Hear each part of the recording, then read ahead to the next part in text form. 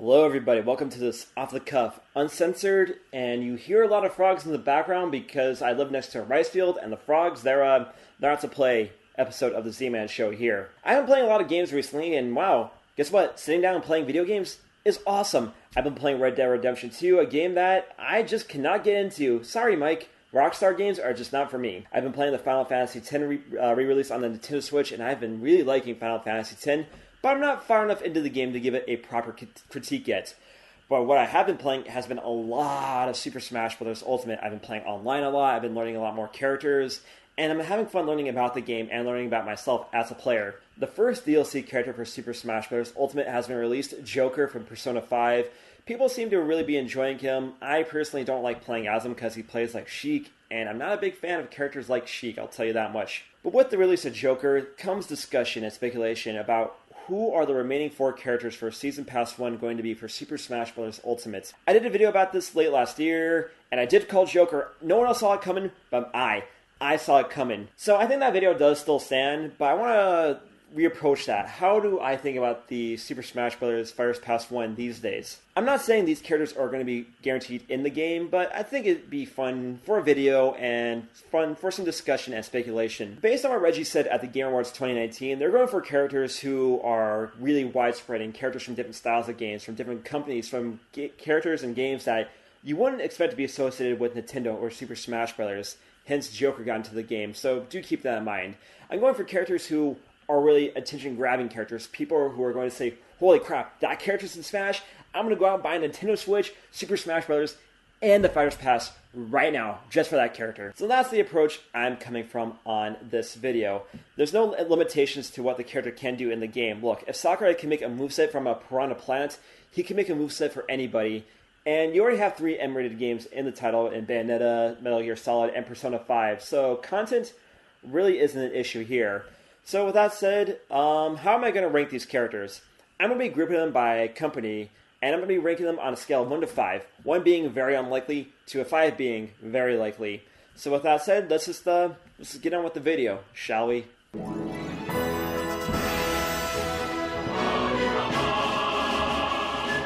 Let's start off with the first part. Let's start off with Nintendo right now, and who's going to be the Nintendo characters in the game if they are going to put more Nintendo characters in the game. The thing about Nintendo is that they already have all their major hitters in the game, if not as a playable character, then as an assist trophy. So that already limits your characters to people who are going to recognize right away. But what we can do is look towards more contemporary characters, more recent Nintendo characters that really haven't gotten their time to shine yet. So you're looking at characters like Rex, Elma, Runda Red, the characters from Astral Chain, a game that's not even out yet. Course Kids, Bandana Waddle Dee. Really? The thing about it, I don't see a Nintendo character being for Fighters Pass number 1. I definitely see them for being for maybe a Fighters Pass number 2 if they do go that route. But for Fighters Pass 1, I don't see another Nintendo character being in the game. I can maybe see Rex being in the game. I'd probably give him a 3, but that's about it. Everyone else, I'm going to give a 1-2. Yeah, I don't see a Nintendo character really happening in Fighters Pass number 1, other than maybe Rex or the Astral Chain characters, who I'm going to give a 3-2 as well. Also, I forgot to say this in the video proper, but I want to say the 2 wackest characters I've seen suggested for Super Smash Bros. Ultimate are Bandana Waddle Dee and Waluigi. Why not the WA stands for in their names? Whack. That's why. Anyway, let's enjoy the video, shall we?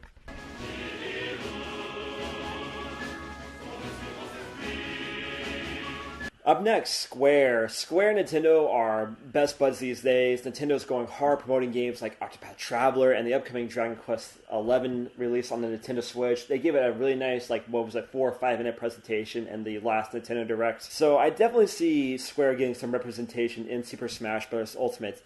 And I've boiled it down to 5 characters. We're going with the Dragon Quest III hero, we're going with Sora from Kingdom Hearts, we're going with Neku from The World Ends With You, and we're going with Geno from Super Mario RPG, and Chrono from Chrono Trigger.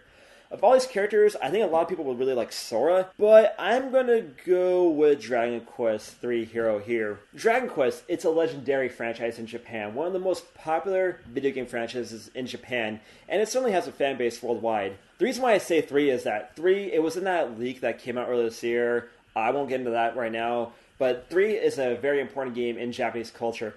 It influenced the entire JRPG genre, and I don't think JRPGs would exist if it wasn't for Dragon Quest III. It was an insanely popular game when it dropped. It had several re-releases, and a lot of people still hold it as one of the best RPGs, especially of the 8-bit era. So I can see a Dragon Quest III hero being in the game, especially as Nintendo's really promoting Dragon Quest hard in the West with the upcoming Dragon Quest XI re-release and Nintendo's own previous association with the franchise. So I definitely see a Dragon Quest hero being in the game. Sora, I think people really want him because, hey, Kingdom Hearts, very popular game. I played Kingdom Hearts 3 this year. I really did enjoy it. But the thing about Sora is that I feel like they're going to do what they did with Cloud, be way overprotective with the character and just not allow Nintendo the freedom to do what they want with the character. Have them only dubbed in Japanese, only have a couple tracks from the games. So maybe Dragon Quest III, they could be a bit more open with that franchise and do what they want, like as they've done with, say, Castlevania and Metal Gear Solid in Super Smash Bros. Ultimate. So for this, I'm going to give Dragon Quest III hero, I'm going to give him, well, you be a boy or a girl, I'm going to give them a 5.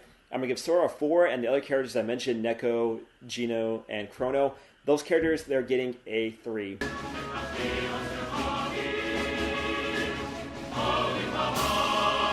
Sega! I don't see another Sega character happening. Here's the thing about Sega is that they have a ton of characters and a ton of IPs they could work with, but none of them are relevant. Almost none of them are relevant these days. Yeah, Sakura Tyson is going to be pretty big next year. Yakuza is a really popular franchise, but really, what else do they have that's really going to be attention-grabbing? So I've limited it down to 2 Sega characters I can feasibly see being in the game, and those are Sakura from Sakura Wars and Kazuma Kiryu from Yakuza. Even though neither title has been associated with Nintendo, in fact, the people over at the Yakuza team have pledged allegiance to the PlayStation brand, and Nagoshi really hasn't thought about bringing the Yakuza games to the Switch, which is very unfortunate because I know those games will sell damn well on the Nintendo Switch. Nagoshi, you bastard, just put the games on the Switch. Just do it for me, man. And he also stated that Nintendo hasn't contacted him about Kiryu being in Smash, whether that's him just speaking to the press or him trying to cover up his own ass because they have contacted him about Kiryu being in Smash.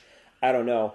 But Kiryu is probably, I don't know, of all the Sega characters, I can see him being in Smash, and Sakura, because Sega is trying to bring back Sakura Wars for a new generation of gaming. I could see Sega being like, hey, can you put Sakura in Super Smash Bros. Ultimate? That'd be pretty cool. Still, for both these characters, I'm going to give them a 3-2, and everyone else from Sega, they're getting a 1. On a related note, I'm still really salty at Sakurai for not putting Shadow in as an Echo Fighter for Sonic. Like, why? Why did you miss Shadow? We need the Edge, man. Ow! The Edge.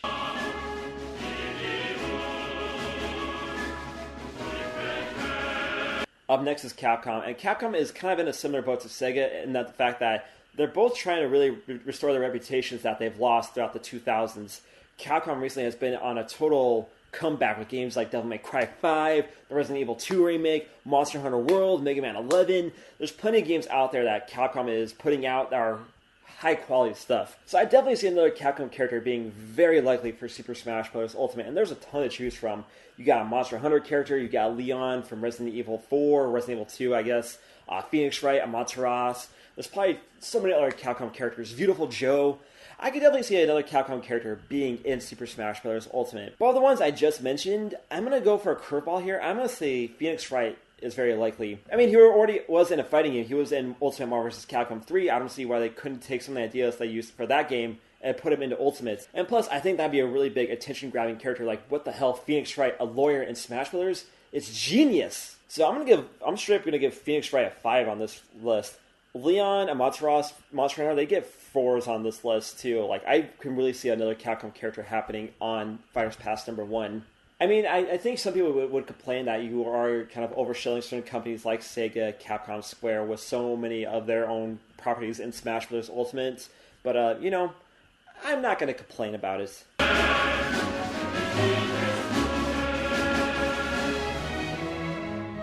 Up next, Namco. Namco helped develop Super Smash Bros. 4 and Ultimate, and to me it's kind of surprising that we haven't had another Namco character in Super Smash Bros. Both 4 and Ultimate.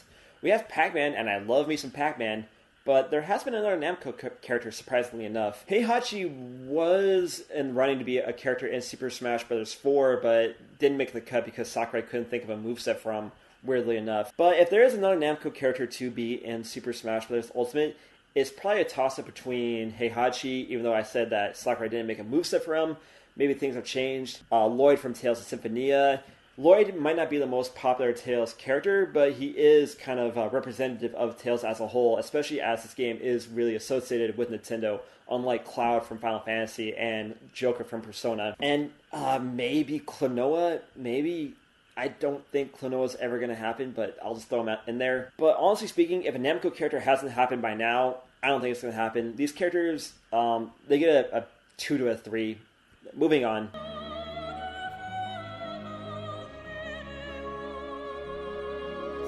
Konami! I don't see another Konami character happening because Konami is shit! Plus, you already have Metal Gear and Castlevania in there, well represented with assist trophies, multiple playable characters, lots of original music made for Super Smash Bros. Ultimate. Nintendo has done more for Konami than Konami has done for the Konami in the past 5 years. Oh man, that's just sad. Who would be a good Konami character to be in Super Smash Bros. Ultimate? Maybe, I don't know, Rocket from Rocket Knight Adventures? That'd be pretty cool. Maybe. But yeah, I don't see another Konami character happening. One for Konami as a whole. Fuck Konami.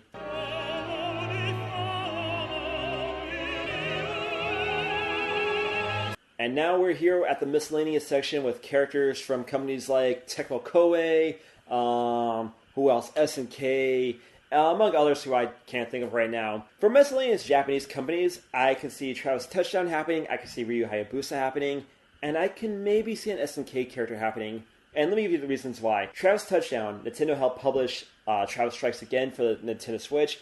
Got kind of a meh reception, but people love Travis Touchdown as a character. And he was a very requested character back in the Brawl days. And Suda51 does seem very interested in bringing back No More Heroes and Travis Touchdown to a new generation of gaming. So Super Smash Bros., I can definitely see Travis being in the game, even though he would have to watch his mouth for the kiddies. Ryu Hayabusa from Tecmo Koei. Tecmo and Nintendo, they're really big. They're really close to each other. We have a Fatal Frame assist trophy in Super Smash Bros. Ultimate. And there was a really cheeky tweet that Tecmo Koei released around December of last year. If I can find it, I'll throw it up for you. So I can definitely see Ryu Hayabusa happening. And plus, of all the NES heroes, he's the one that's missing. You have Mega Man, you have Mario, Zelda, Link, all the major Nintendo characters, the Castlevania characters. You have those characters. Ryu Hayabusa is the last missing NES character who should be fighting alongside his NES brethren in Super Smash Bros. Ultimate. Plus, you have someone like, say, Hayate, Ayane, or even Momiji as a Neko fighter for him. So, I say Ryu Hayabusa and Travis, they both get 5s from me. As for SNK gets a 3 for me because SNK isn't as big overall, but people do hold SNK in high regard, and they are in the same boat as Sega, as Capcom, and trying to restore their reputation from years of negligence on their IPs. We have a new Samurai Showdown coming out, that is coming out on Nintendo Switch. King of Fighters 15 is confirmed to be in development, again, for Nintendo Switch. And SNK, they've been all around. They've been in Dead or Alive, Tekken, fighting EX Layer. So I think Super Smash Bros. Is the logical conclusion for SNK in terms of crossovers. Who would be for SNK? I personally would say it's going to be Kyo Kusanagi, as he hasn't been in any other crossover title.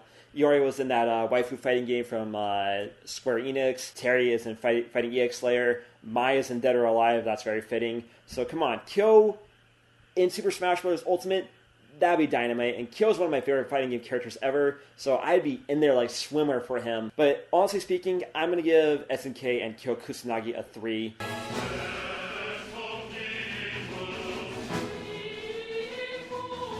Now let's get out of the Japanese gaming sphere and go to the Western gaming sphere with Microsoft. I've boiled it down to 3 Microsoft characters, those being Master Chief from Halo, Steve from Minecraft, and Banjo-Kazooie from, well, Banjo. Nintendo and Microsoft, they're kind of buddy-buddy these days. They've been helping promote each other, doing crossplay with Xbox One and Nintendo Switch, and they definitely seem to be working on some things together. So I can definitely see a Microsoft character being in Super Smash Bros. Ultimate. Master Chief, Microsoft's mascot, essentially. Halo, very popular franchise. Even with Halo 5 being kind of a meh game, people still hold the Halo franchise in high regard.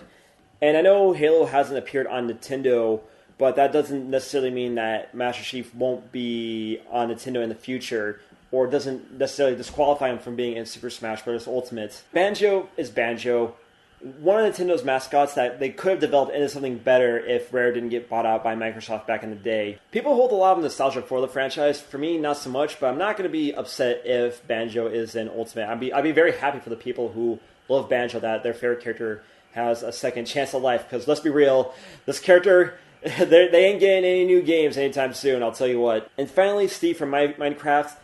Minecraft's a worldwide phenomenon, popular with many different kinds of age groups, popular all across the world. People love Minecraft. Steve being the, face of Minecraft. I would not be happy with Steve necessarily, but I could see him being in. I see him being realistic, I'll say that much. But really, honestly speaking though, these three characters I just mentioned, they're all 5s. All 3 of these characters have an equal chance of happening in Super Smash Bros. Ultimate as far as I'm concerned. So yeah, Microsoft, the ball's in your court. Who do you want to see in Super Smash Bros. Ultimate? And the answer better be Rash from Battletoads.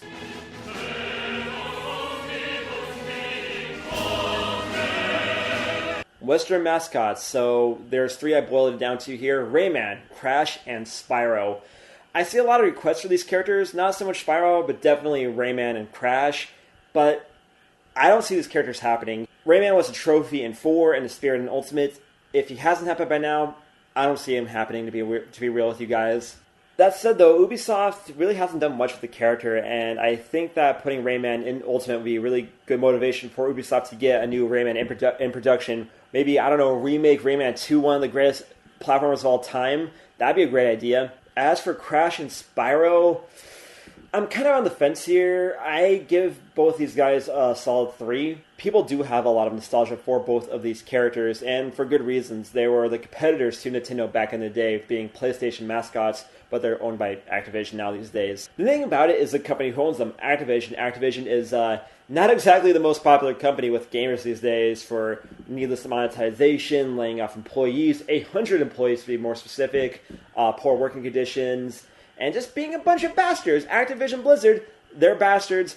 Let's call a spade a spade. And for that reason, I can see Crash and Spyro not getting the invite for Super Smash Bros. Ultimate. Whether that's true or not, whether that's just speculation on my end, we'll have to wait and see. But honestly speaking, I don't see Crash or Spyro happening. But I am going to give all these characters, including Rayman, a solid 3.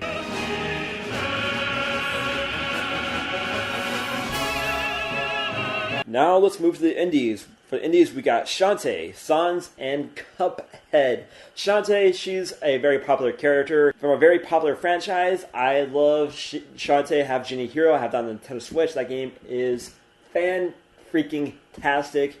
She's already in the game along with Risky Boots as a spirit. So Nintendo has acknowledged the character's existence, and I think she'd be a great fighter in Super Smash Bros. Ultimate. And personally, if there's one indie character I would go for to represent indie gaming as a whole, it probably would be Shantae. Though that said, though, why would they just go for a spirit if they weren't going to make her a playable character? You know what I mean?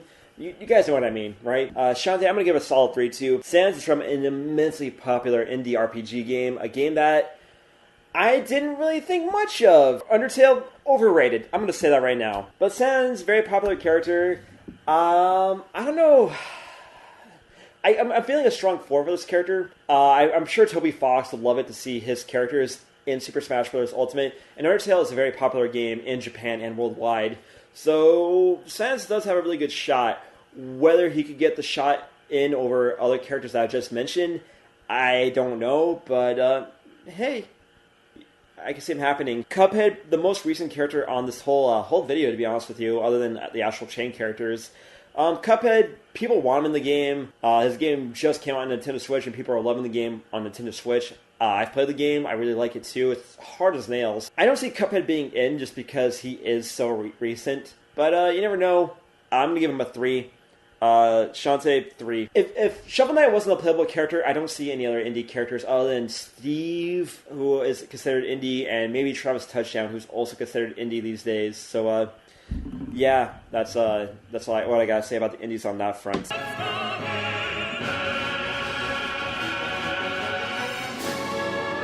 And finally, we're at the end of the video here with Western Others. So we got Doomslayer, we're talking about an Overwatch character, and we're talking about a Fortnite character. Doomslayer, I'm going to give a solid 4 to. Nintendo Bethesda, really good friends. Doom Eternal, coming out same day for other platforms on Nintendo Switch as it is for PS4 and Xbox One. Doom, historic franchise, influential, very instrumental for the first-person shooting genre. And come on, it's the Doom Slayer. He's just pure testosterone killing machine goodness, and we need that in Super Smash Bros. Ultimate. Now, for me personally, if I wanted a Space Marine in Super Smash Bros. Ultimate, I would go with Master Chief over the Doom Slayer, but I think it'd be pretty cool, to be honest with you. They'd have to really tone him down for obvious reasons, but it could work. As for Overwatch and Fortnite, well, I'll let someone else steal the answer for that, for those questions. Thank you very much. So, yeah, those are my breakdown of characters who I think can happen in Super Smash Bros. Ultimate Season Pass 1. Yeah, if I had to boil it down to the remaining 4, I'm going to go 4 who I'm betting for, and 4 who I personally go for. If I was a betting man, these are the 4 characters I put my money on. Travis Touchdown, the Doom Slayer, Ryu Hayabusa, and Dragon Quest III Hero. If it was up to me, if Sakurai came up to me and said, Z-Man, who do you want in Super Smash Bros. Ultimate? Fighters Pass number 1, I am going to go with Kazuma Kiryu, I'm going to go with Kyo Kusanagi, I'm going to go with Ryu Hayabusa, and I'm going to go with Travis Touchdown. And damn, that is a manly-ass season pass. You goddamn right. That's how I would do it. So yeah, those are just my thoughts on Fighters Pass 1 for Super Smash Bros. Ultimate. I think we're going to get another one in 2020. We'll just have to wait and see.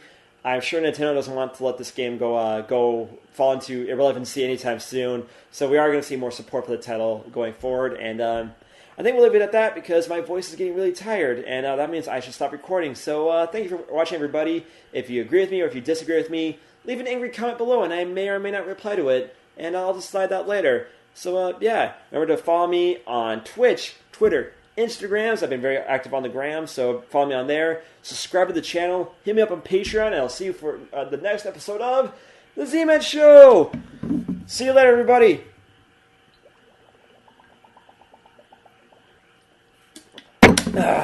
Damn good water.